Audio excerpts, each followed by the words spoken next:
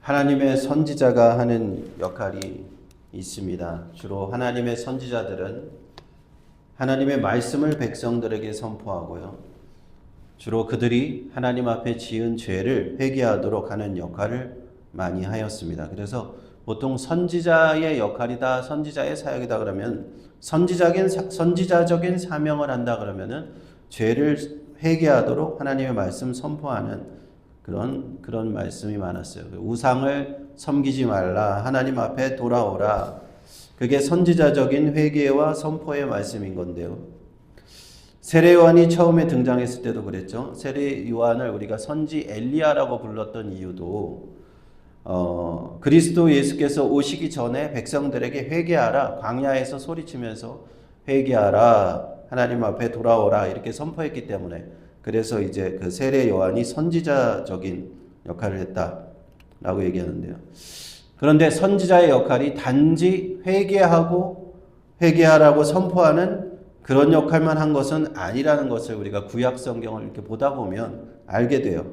오늘 말씀에서 열왕기 하에 엘리사의 사역을 보면 엘리사는 실질적으로 우리 이스라엘 백성들, 하나님의 백성들의 고단한 현실적인 문제를 하나님의 사랑으로 해결해 주는 그런 역할들을 하고 있었다는 겁니다.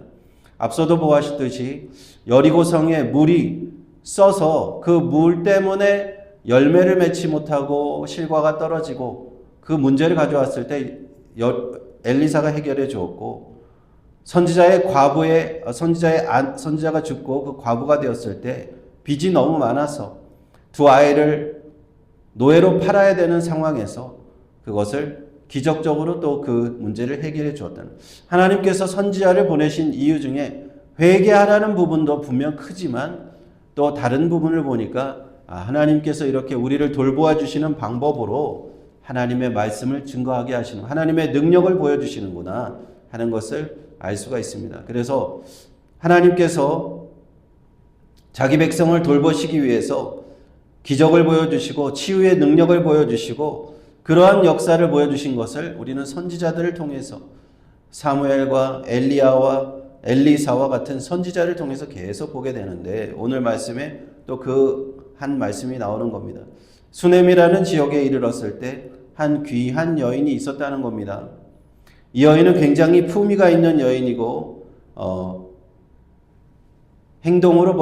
말과 행동으로 보았을 때 상당히 품격이 있는 여인이었다라고 생각이 듭니다.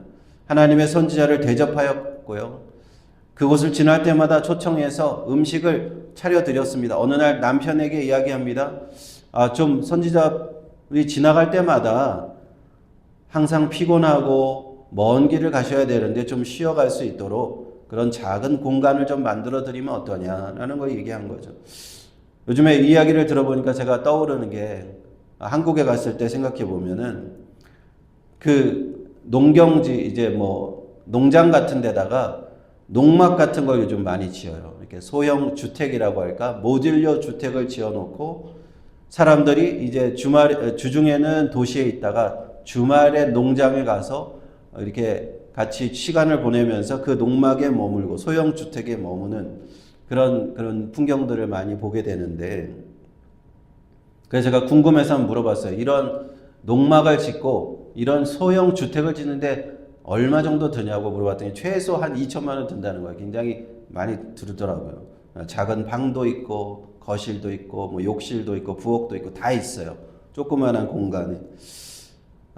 수넴 여인이 엘리사에게 지어준 그런 작은 집 같은 느낌인 것 같은. 그래서 게하시를 데리고 항상 이 선지자가 여행을 할 때 머무를 수 있도록 그곳을 수넴 여인은 게하시에게 제공했다는 거예요. 그냥 너무 고마운 나머지 물어봅니다. 내가 이같이 우리를 세심하게 배려를 하는데 무엇을 해주면 좋겠냐? 왕에게나 군대 장관에게나 뭐든지 구할 것이 있으면 나한테 얘기해라, 이렇게 얘기합니다. 당시에 엘리사가 어느 정도 그 사회적인 지위를 가지고 있었는지 이제 간접적으로 알 수가 있는데, 왕이나 군대 사령관이나 직접 만나서 영향을 미칠 수 있는 사람이었다는 거예요. 앞서서 우리 3개국 동맹 전쟁이 있었잖아요. 북이스라엘, 남유다 에돔 전쟁이 있을 때 거기서 엘리사가 하나님의 선지자의 능력을 보여주었기 때문에 이미 그는 이 국가에서 그 영적인 지도자로 지금 부뚝 서 있는 그런 상태예요. 그런데 수넴 여인이 뭐라고 대답합니까? 참 훌륭한 신앙적인 인품이 있었다는 것을 알 수 있는데 그 여인은 엘리사에게 아무것도 요청하지 않습니다. 내가 뭔가 바라는 것이 있어서 선지자를 대접한 것이 아니라는 거예요. 내가 뭔가 청탁할 일이 있어서 높은 사람들에게 좀 내 소원을 좀 해결해 달라, 내 문제를 해결해 달라, 아니면 내가 무슨 이득을 보기 위해서 해달라는 게 전혀 아니었다는 거예요. 그냥 순수하게 하나님의 종을 섬기고자 하는 마음이었다는 겁니다. 우리가 많은 경우에 현대에서도 순수하지 못한 마음으로 호의를 베푼다, 뭐 뇌물을 준다, 청탁을 한다, 이러면 꼭 문제가 되죠. 상대에게 뭔가 바라는 것이 있어서 순수하지 않은 마음으로 뭔가 금품을 제공한다, 그러면 그것이 뇌물 청탁, 뇌물 수수 죄에 걸립니다. 그래서 많은 그 권력자들이 거기에 걸려 넘어지는, 권력자들이 나에게 권력이 있기 때문에 뭐 한마디만 하면 무슨 문제를 해결해 줄 수 있는 거예요. 그 사람한테 이익을 줄 수 있는 겁니다. 그래서 많은 사람이 권력자들에게는 청탁을 하게 되어 있어요. 그런데 이 수넴 여인처럼 그 동기가 어떠한 내가 청탁을 하고 이득을 얻기 위해서 그렇게 한 것이 아니라는 걸 볼 수가 있어요. 사실 엘리사의 시대에는 그런 법도 없었어요. 뭐 내가 정치인이고 권력자라고 해서 청탁을 했거나 청탁을 받았다고 해서 뭐 처벌받는, 그거는 오늘날의 법이지 엘리사 시대에는 그런 문제도 없었는데 수넴 여인은 아무런 원하는 것이 없었습니다. 저는 그냥 여기서 백성들 사이에서 평범하게 사는 사람이고 저는 순수한 마음으로 선지자님을 도운 것입니다 라고 얘기한 겁니다. 그럼에도 불구하고 엘리사는 그 여인을 돕고 싶었고 아이가 없다는 것을 알았습니다. 아들이 없다는 걸 알았어요. 그래서 그 여인에게 한 해가 지나면 1년이 지나면 너에게 아들이 있으리라 약속했습니다. 마치 아브라함의 아내 사레가 아이가 없을 때 천사를 통해서 내년 이맘때 너에게 아들이 있으리라 말씀하신 것 같이 아들이 없었던 한나가 성전에서 기도할 때 엘리 제사장이 너의 하나님이 너의 소원을 들어주시리라 말씀하셨던 것 같이 이 수넴 여인에게 엘리사는 똑같이 하나님의 말씀을 전한 겁니다. 시대를 초월해서 오늘도 많은 부부들이 아이가 없음에 괴로워하고 있죠. 하나님께 기도하는 사람들이 많이 있습니다. 어쩌면 이 부부도 그런 가정이었을지 몰라요. 아들이 없었지만 그래 괜찮습니다. 우리는 하나님 앞에 감사하면서 살고 있습니다. 그런 가정이 있을 수도 있어요. 그러면서 여인이 한 말이 좀 의미심장한 말을 했는데 내 주 하나님의 사람이여 당신의 계집종을 속이지 마옵소서라고 대답합니다. 뭔가 좀 남편도 나이가 많고 그래서 이제는 아이를 가질 수 없는, 현실적으로 아이를 가질 수 없는 상황인데 어떻게 아이를 가질 수 있겠냐라고 얘기한 거죠. 그런데 하나님의 말씀은 항상 그렇게 불가능한 것을 가능케 하시는 겁니다. 아브라함과 사라가 나이가 100세가 되어도 아들을 얻었죠. 한나가 아이를 낳지 못하는데 성전에서 기도하다가 아이를 얻었습니다. 마찬가지입니다. 엘리사의 그 하나님의 말씀으로 이 수넴 여인은 1년 후에 아들을 낳게 됩니다. 얼마나 그 축복이 그 가정에 임했습니까? 자녀가 없던 가정에 자녀가 임해서 그들이 얼마나 큰 기쁨을 얻었겠습니까? 그런데 그 기쁨도 잠시 몇 해가 지나서 아이가 자랐을 때 어느 날 원인 모를 이유로 이 아이가 죽었다 하는 겁니다. 큰 축복도 큰 기쁨도 그 선물 같은 아이가 한순간에 그 여인에게 고통이 되었어요. 그 사실을 한 순간 남편의 그 아내에게 물어봤을 때 수넴 여인이 대답을 안 해요. 대답을 하지 않습니다. 선지자를 일단 찾아가겠습니다 하고는 아무 얘기도 하지 않고 왜 선지자를 찾아가느냐 하는데 여인은 남편에게 그 사실을 숨기고 평안한 일로 갑니다 라고 하면서 한 걸음에 갈멜산으로 떠납니다. 거기서 엘리사를 만나서 그 발 앞에 엎드려서 그 발을 붙잡고 흐느끼면서 그 고통 속에서 울었던 수넴 여인의 모습을 우리는 그려볼 수 있겠죠. 그 여인은 이렇게 고통 속에 자신이 이렇게 얘기합니다. 내가 내 주께 아들을 구하더이까. 나를 속이지 말라고 내가 말하지 아니하더이까. 그렇게 처절하게 부르짖는 그 여인을 보면서 문제가 생겼구나 하는 것을 알게 돼요.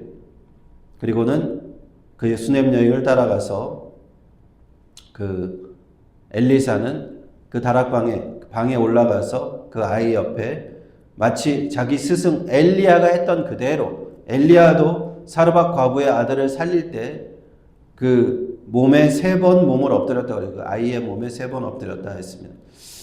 마찬가지로 엘리사도 여호와께 기도하고 자신의 몸을 아이의 몸에 엎드려 그 영혼이 돌아오도록 하는 하나님의 역사를 일으켰습니다. 선지자 엘리야는 이런 기적을 통해서 죽은 자를 살리는 기적을 일으켰습니다. 사실 죽은 자를 살리는 기적은 성경 전체를 봐도 몇 번 나오지 않습니다. 하나님의 선지자들이 많이 있었지만, 하나님의 사람들이 많이 살았지만, 죽은 자를 살리는 기적을 행한 사람은 또 5번 안에 들어요. 5손가락 안에. 병든 자를 치료한 적은 있고 귀신을 쫓아내는 사역은 많이 있었을지 몰라도 누가 죽은 자를 살릴 수 있겠습니까? 하나님의 영으로 충만하고 하나님이 택하심 받은 그러한 선지자만이 그것을 할 수 있었습니다. 구약으로 보면은 엘리야, 엘리사 정도가 할 수 있었던 것이고, 신약으로 오면은 예수님을 제외하고 주님을 제외하고는 베드로와 사도 바울 정도만 할 수 있어요. 그래서 이것이 아무나 할 수 있는 그런 기적이 아니라는 걸 일단 알아야 됩니다. 그래서 잘못된 생각을 가지고 우리가 기도하면 죽은 사람도 살릴 수 있다라고 생각하면 안 돼요. 하나님의 특별한 기적입니다.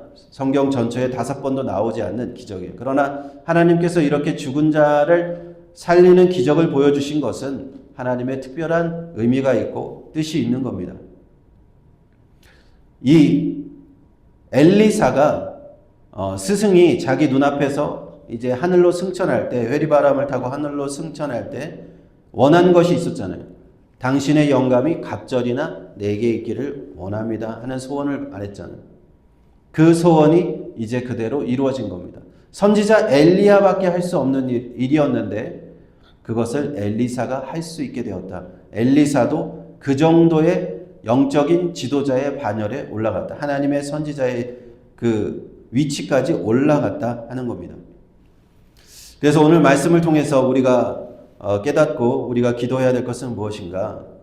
지금 이 시대에 우리에게 엘리사와 같은 하나님의 사람들이 필요한 겁니다. 엘리야와 같은 사람들이 필요해요.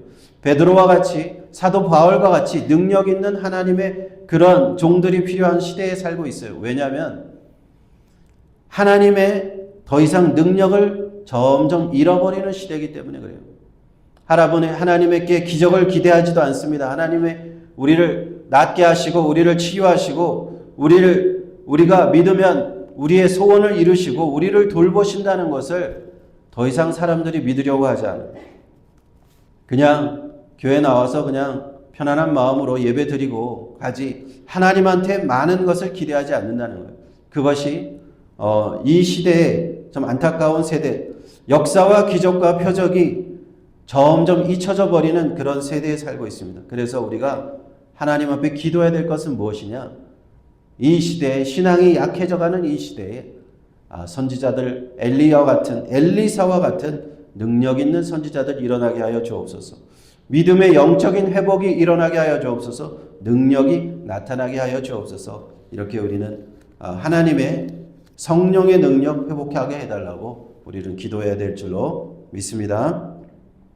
기도하겠습니다.